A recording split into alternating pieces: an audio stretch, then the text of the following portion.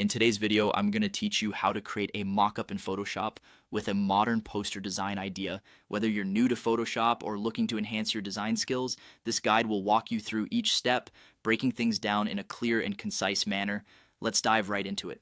First, we'll start by opening Adobe Photoshop. If you don't have it installed, make sure to download it from the Adobe Creative Cloud. Once Photoshop is up and running and you've found your way to the main workspace, the next step is to add your image.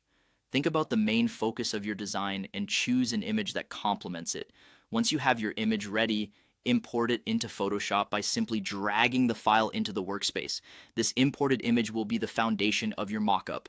Now let's focus on selecting the part of the image you want to turn into a mockup.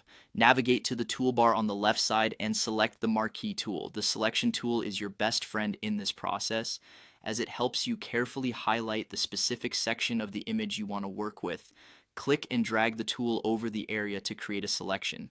Precision is key here, so take your time to ensure the right part is selected. Once you have your selection, we need to make a copy of it.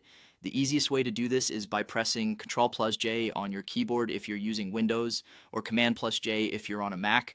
This creates a new layer with just the selected part of the image.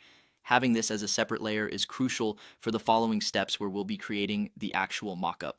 Next up, convert your copied selection into a smart object. Right-click on the new layer in the Layers panel and choose Convert to Smart Object.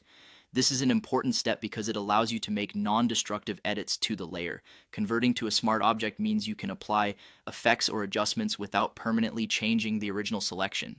It's a safeguard that professional designers rely on to preserve their work. Now, we're going to edit the smart object by double-clicking the layer thumbnail. This opens up a new window where we have the freedom to put your unique design on this isolated portion. You can either create something new or import another design element that you've pre-prepared.